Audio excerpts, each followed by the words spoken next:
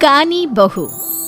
किशोरी लाल जी के बेटे राघव की शादी की बात जगह जगह चल रही थी, लेकिन किशोरी लाल जी को कोई लड़की पसंद ही नहीं आती थी। और उसकी एक ही वजह थी, किशोरी लाल जी का लालची होना। उनको लड़की वालों से मोटा दहेज चाहिए था और इसी चक्कर में एक दिन वो एक बहुत पैसे वाले के घर अपने बेटे का रिश्ता लेकर पहुंचे। उस आदमी का नाम था ओम प्रकाश। देखे किशोरी लाल जी, मेरी एक ही बेटी है और मेरी सारी संपत्ति जायदाद सब कुछ मेरी बेटी नैना का ही है। पापा, नाम से लगता है बहुत खूबसूरत होगी। कितना अच्छा नाम है ना, नैना। हाँ, वैसे बात तो सही है आपकी।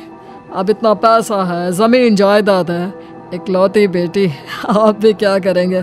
सब कुछ उसे ही देंगे ना। बिल्कुल ठीक पहचाना आपने।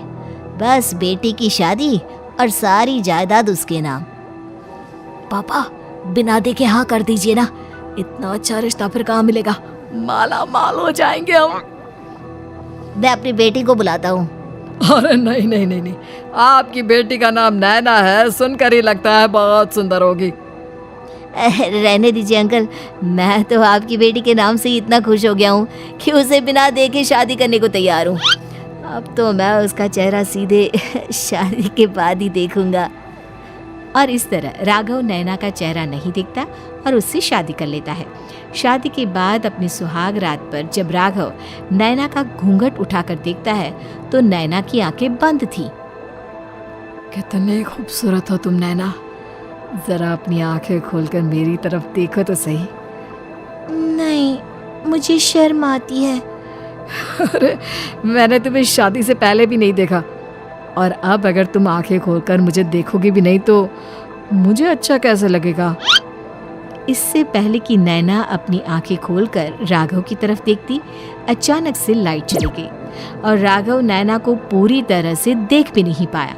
अगली सुबह नैना राघव के लिए नाश्ता बनाकर लेकर आई। अरे ये क्या, आधा पराठा सेका हुआ है और आधा बिल्कुल कच्चा। ये तुमने क्या किया नैना? बहू, तुमने क्या आधा पराठा तवे से नीचे लटका कर रखा था, जो आधा सेका है और आधा कच्चा? मुझे जितना दिखेगा उतना ही तो सीखूंगी ना पापा जी। जहाँ जहाँ मुझे नजर आ रहा था वहाँ मैंने सीख लिया, जहाँ जहाँ नहीं दिखा वहाँ कच्चा रह गया होगा। इसका क्या मतलब है? ये कैसा मजाक कर रही है तुम? अरे बहू, तुमने इतना लंबा घूंघट क्यों लगाया हुआ है? देखो, हमारे घर में बहुओं को बेटी की तरह रखा जाता है, और फिर तुम तो इतना सारा माल लेकर आई हो। देखो, ये घूंघट डालकर रखने की कोई जरूरत नहीं है। हाँ नैना, पापा जी ठीक कह रहे हैं, तुम तो आराम से रहो, अपना ही घर समझो। नैना अचानक से अपना घूंघट उठा लेती है। अरे ये क्या पापा, नैना की तो एक आंख फूटी हुई है। नाम से नैना, लेकिन ये तो कानी बहू निकली। मेरे साथ धोखा हुआ है, धोखा। बिना दिखाए अपनी कानी लड़की मेरे संग ब्याह दी। मुझे कानी भी नहीं चाहिए। मुझे अभी ओम प्रकाश जी से बात करनी पड़ेगी। आखिर उन्होंने मेरे साथ ऐसा किया क्यों? अरे, आप लोगों ने ही तो पापा से कहा था कि आप लोग शादी से पहले मुझे देखना नहीं चाहते। अब मेरे पापा पर क्यों इल्जाम लगा रहे हैं? अरे लेकिन उन्हें बताना तो चाहिए था ना कि तुम कानी हो, एक आंख से तुम्हें दिखाई नहीं देता। किशोरी लाल और राघव नाराज होकर ओम प्रकाश को अपने घर बुलाते हैं।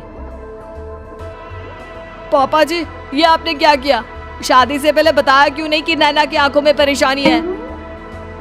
अरे, आप ही ने तो लड़की देखने से मना कर दिया था।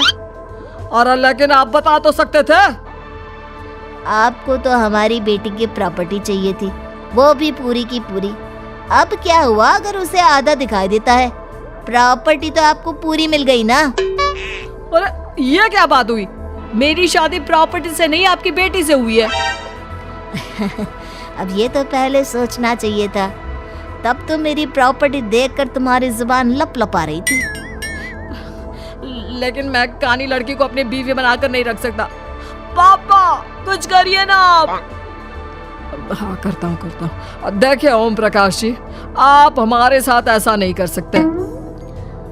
और तुम देखो, अगर तुमने मेरी बेटी से शादी तोड़ी ना, तो जो भी प्रॉपर्टी मैंने तुम्हें दी है वो तो पूरी की पूरी वापस ले ही लूंगा, और आधी प्रॉपर्टी तुम्हारी भी लूंगा। अरे मेरी आधी प्रॉपर्टी भला क्यों लेंगे आप? इसलिए क्योंकि मेरी बेटी को आधा नजर आता है और उसकी नजर अभी तक तुम्हारी आधी जायदाद पर ही पड़ी है।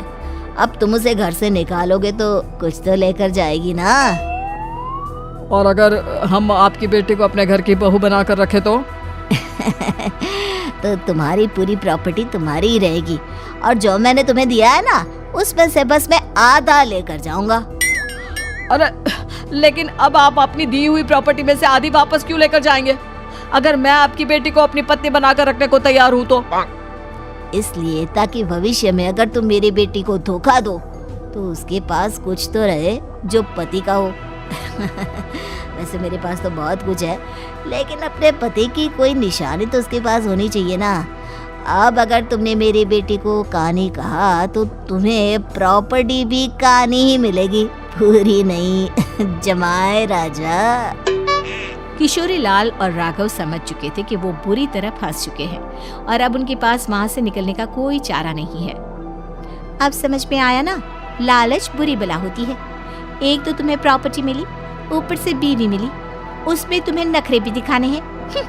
आए बड़े, चुपचाप बैठो दोनों। कुछ दिनों के बाद नैना राघव की कार लेकर बाजार घूमने निकलती है और जब कार लेकर वापस आती है, ये क्या? एक तरफ से मेरी गाड़ी पूरी खराब हो चुकी है। लगता है तुमने मेरी गाड़ी को किसी दूसरी गाड़ी के साथ एक्सीडेंट किया है। अरे अरे कितना बड़ा नुकसान कर दिया तुमने बहू। वो क्या है ना पापा जी, मुझे एक आंख से दिखाई नहीं दे रहा था, सामने से गाड़ी आ रही थी। मुझे तो सिर्फ आधा ही दिखाई दिया और वो गाड़ी मेरी कार से रगड़ती हुई निकल गई। अब मैं क्या करूं बताओ? आप इसे ठीक कराने के पैसे कौन देगा? तुम्हारे पापा? तुमने मुझसे इस तरह से बात की? अभी रुको। नैना राघव की शिकायत ओम प्रकाश को कर देती है। देखो राघव, अब जो मेरी आधी प्रॉपर्टी तुम्हारे पास थी ना, उसमें से आधी और मैं लेकर जाऊंगा, क्योंकि तुमने मेरी बेटी को डांटा। अरे नहीं नहीं पापा जी, गलती हो गई, माफ कर दो। गलती की तो कोई गुंजाइश ही नहीं। अगली बार मेरी बेटी को डांटा तो बची हुई आधी में से आधी और ले जाऊंगा। लालच के चक्कर में हम दोनों ने बहुत बड़ी गलती कर दी बेटा। एक तो तुम्हें कानी बहू मिली और ऊपर से जो माल मिला वो भी काना। इस तरह राघव की हर एक गलती पर ओम प्रकाश उसकी प्रॉपर्टी का आधा आधा हिस्सा लेकर अपना सारा माल वापस ले गया और राघव को कानी बीवी से काम चलाना पड़ा।